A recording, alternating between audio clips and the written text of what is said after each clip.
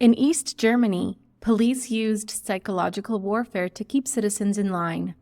But after the Berlin Wall went up, a much more lethal consequence was introduced, and it was worse than you could ever imagine. At the end of World War II, the main Allied powers, the United States, France, Great Britain, and the Soviet Union, divided Germany into two zones, the East and the West. The Soviet Union occupied East Germany and quickly turned it into a rigidly controlled communist state. The other three allies shared the occupation of West Germany, where they helped rebuild the country as a capitalist democracy. The city of Berlin, which was located 200 miles inside East Germany, was also divided. Half of the city, West Berlin, was actually part of West Germany. Many East Germans didn't respond well to this new communist way of life and crossed into West Berlin, where they either settled or decided to flee elsewhere. Back in East Germany, citizens were extremely repressed, with many of their rights and freedoms stripped away, specifically freedom of speech. The government basically decided what was true and false, what was allowed to be said, and what was not. But that's not even the worst of it. Not only were East Germans restricted in what they were allowed to say, they were also not allowed to practice religion of any kind. The governing communists did their very best to promote state atheism, and while many people obliged, some remained loyal to their beliefs and practiced in secret. But the controls didn't stop there. In East Germany, art was meant to serve the state. While the Constitution technically guaranteed the freedom of culture, this was far from the truth. All areas of culture were under the watchful eye of the East German Communist Party. Any works that did not reflect the state's opinions were strictly prohibited. Many artists continued to create their artworks in secret, keeping their paintings hidden in their apartments, only showing them to certain trusted friends and family. But the visual arts weren't the only part of culture that was controlled. For a time, musical influences from the West were still heard, as TV and radio that came from West Germany could be received in many parts of the East too. But when rock music became more popular, the government became fearful of degenerate Western values corrupting the young people who listened to rock, as well as rock music's tendency to criticize establishments and governments, so they started regulating new music. All new songs produced had to have educational value that promoted socialist ideas. Lyrics had to be carefully checked by authorities for anti-state tendencies. State-approved bands were given a performance permission card that allowed them to play in clubs and festivals. Any band that didn't present this card before a performance would be forced to separate and even imprisoned. Books were also part of the cultural repression in East Germany. Numerous books were banned due to their opposition to communism or their support of capitalism. Comics featuring Donald Duck and Uncle Scrooge, gangster stories, or romance novels were considered immoral literature. Officials went as far as checking children's school bags to ensure they were not smuggling forbidden literature into the schools. Articles and news were also strictly regulated. There was to be no complaints about the standard of living, education, or even pollution problems. The media was to paint a pretty picture only, even if it was completely untrue. And banning wasn't the only consequence to not obeying the law. Many people ended up behind bars, even for a first offense. The State Security Service, SSD, also called the Stasi, were responsible for punishing the wrongdoers. They had another important job as well. The Stasi were tasked with reading people's mail and tapping phone calls. This was done to the general public, and those who gave the government a reason not to trust them got a little extra attention. The Stasi employed a vast network of unofficial informers who would spy on people more directly and report back. These spies were hired in all walks of life and had access to nearly every organization in the country. Basically, they were everywhere. Citizens had no idea who was a secret informant, and who was an average Joe. By the end of the regime, there were over 100,000 active informants spying on East Germans. East Germans could face jail time for a number of reasons. Anyone caught with possession of banned or unlawful items, anyone caught bad-mouthing the government, and anyone caught trying to flee East Germany would be locked up. And life behind bars in a communist state was no picnic. Inmates were often tortured, and those who were considered internal domestic enemies were executed. Troublesome teens were sent to youth institutions that were surrounded by 5-meter-high walls topped with barbed wire and broken glass to prevent escaping. Living conditions were unbearable, and the inmates were mistreated in a number of ways. Teens who did not fit with society or who challenged authority were sent to these institutions to be re-educated to fit the mold. Not everyone in East Germany challenged the regime. Many people abided by the laws they were given and did what they could to keep the peace. But this doesn't mean they had a good life. The East German economy began poorly due to the devastation caused by World War II, but the divide only made it worse. East Germany had fewer consumer goods than their West German counterparts. Until the 1960s, they endured various food shortages, and consumers often relied on friends and family in the West to send them goods that they could no longer access in the East. Loyalty to the government was the primary criteria for getting a job. Those who were most loyal were given the good jobs, and those who were lacking in loyalty were given the lower-end jobs, regardless of qualifications. And while the government was focused on who deserves what, more important things were falling apart. During the regime, almost all East German highways, railroads, sewage systems, and public buildings were neglected and ended up in a state of serious disrepair.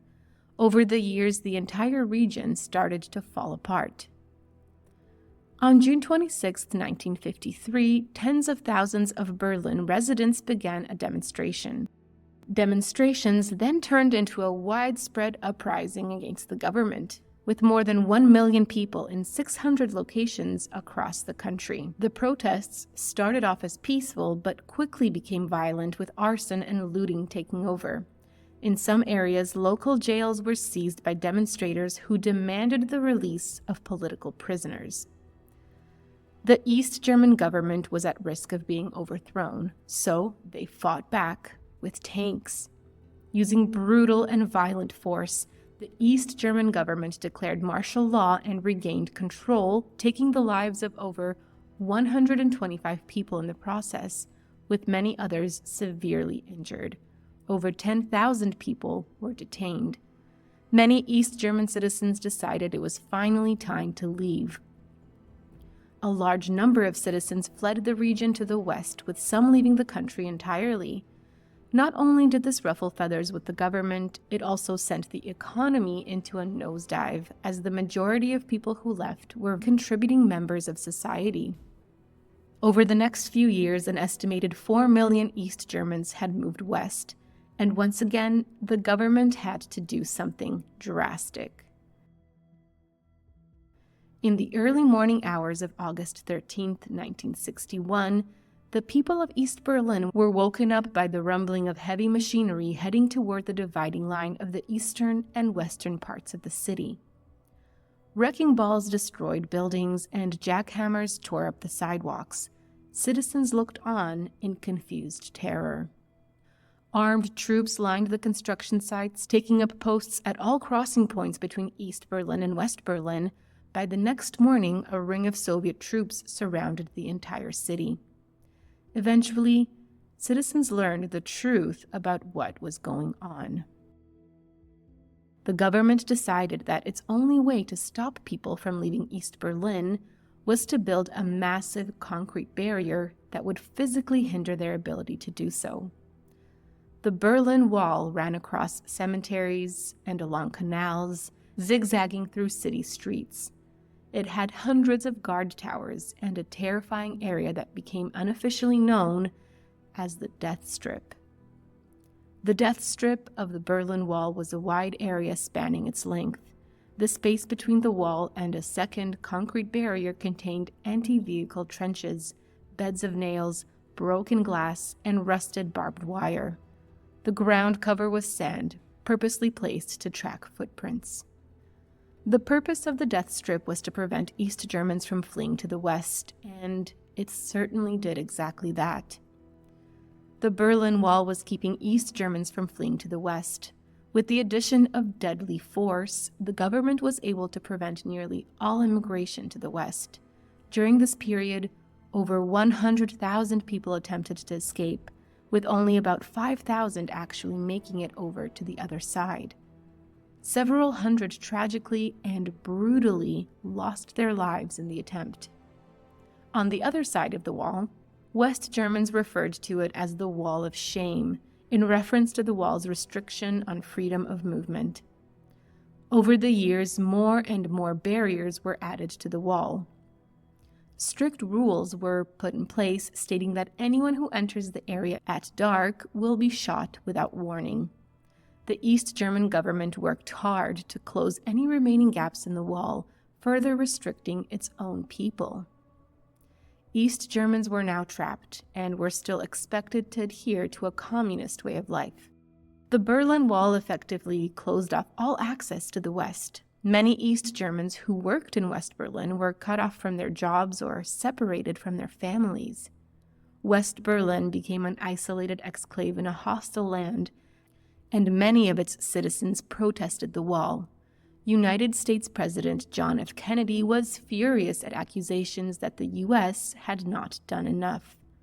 Ultimately, the United States, along with UK sources, considered the wall as an end to military conflict over Berlin, meaning they basically supported it. The Berlin Wall proved to be a public relations disaster for the communist bloc as a whole. Western powers portrayed it as a symbol of communist tyranny, particularly after border guards shot and killed citizens any chance they got. These fatalities were later treated as acts of murder. After all the negative attention from the wall, the German government started loosening the reins a bit. After 1963, West Germans were once again able to cross into East Germany, though it started off as visits for Christmas only, and they had to get a visa to do so. But East Germans were not as lucky.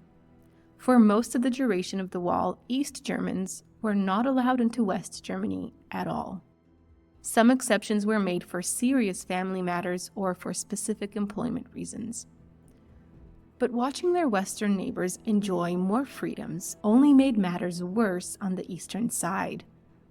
Because of this, defectors became prevalent once again, and the East German government beefed up their shooting orders. Guards were instructed that people attempting to cross the wall were criminals and needed to be shot. This included women and children. The government believed defectors were purposely using women and children to avoid death as they fled. In desperation, people would attempt to flee in a number of ways.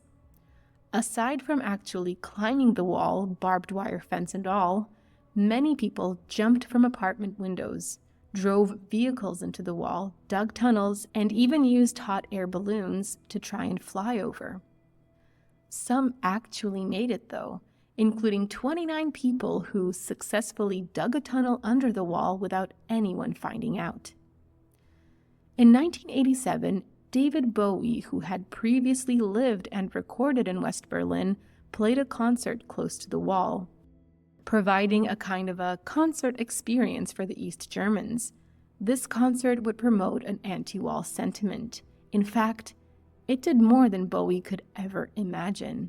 Thousands of East Germans were in attendance as closely to the wall as they could get, and while it did end in a violent riot in East Berlin, this protest ended up being the first of a series of riots, and the following year, another celebrity joined the movement, and he really took things up a notch. In 1989, American TV actor and pop music star David Hasselhoff was the headlining performer for the Freedom Tour live concert, which was attended by over 500,000 people on both sides of the wall. During the concert, the crew pulled people up from both sides to stand and celebrate on top of the wall. In the late 1980s, the East German economy began to crash and burn once again. Citizens were well aware of life on the other side, and the government was losing control and influence. Not only that, neighboring communist countries started to fall, and socialism in Eastern Europe was coming to an end. In April 1989, neighboring Poland's communist government abandoned its monopoly of power. And in June of that year, the Hungarian government began dismantling the electrified fence along its border with Austria. Change was on the horizon. The East German government was quickly losing control, and this is when they started giving up. They began simply letting people leave, but only by train through East Germany. East Germans who weren't able to leave began protesting, chanting things like, "We want out." But then things took a turn, and some protesters began a different chant. Some East Germans started to chant, "We are staying here." East Germans now realized that uprooting their lives isn't the only way to end communism. So instead of protesting the right to leave, they protested the right to live. This started what is known as the Peaceful Revolution of 1989. With more and more people gathering, the longtime communist leader of East Germany, Erich Honecker, admitted defeat and decided it was time to step down. On October 18, 1989, he officially resigned. He was replaced by Egon Krenz that same day. On November 4th, 500,000 people gathered at the Alexanderplatz demonstration to demand political change. And while army troops were given permission to use force, it made no difference. More and more people continued to gather. Egon Krenz decided to let people leave directly through East Germany and West Germany. East Germans would now be allowed to travel freely between the East and West. A government spokesperson was tasked with announcing the new regulations, but he wasn't given all the information. At the end of the press conference, he read directly from the little pocket note he was given, basically telling people the wall was opening and their freedom was only steps away.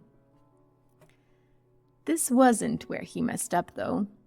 When a reporter asked when these regulations were to take effect, the spokesperson was caught off guard. His sticky note didn't have that information.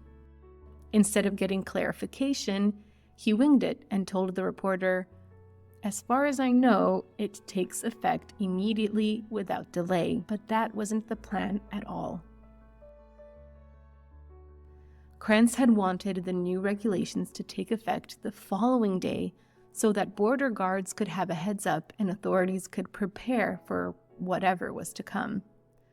But this uninformed spokesperson skipped ahead and opened the wall immediately. Instant chaos ensued. As soon as the media broke the news, East Germans immediately made their way to the wall, gathering at all 6 checkpoints, demanding the gates to be opened. But the public was informed before the border guards. This was completely unexpected, and the guards started to panic. Finally, on November 9th at 10:45 p.m., the guards received permission to open the gates and freely let people go without checking passports or anything. Not long after, both Western and Eastern German youth began climbing the wall, celebrating their newfound freedom and uniting with their neighbors. Today, little is left of the Berlin Wall, as most of it was destroyed in the years after its fall. Fragments of the wall were taken, and some were sold around the world or put into museums. For many years after reunification, people in Germany talked about cultural differences between East and West Germans. And some Germans even felt that the East and West should still be separated by a wall. The official narrative over the past 35 years has been of unification as a great German success story. And while it took a few decades for people to fully adjust, in 2019, most East Germans finally felt happy about their personal life, a huge increase from only 15% in 1991. That wraps up this journey. Thanks for watching Splash Travels. Like and subscribe to uncover more of the world's best-kept secrets, and don't forget to dive into even more fascinating facts on our main page, FactNate.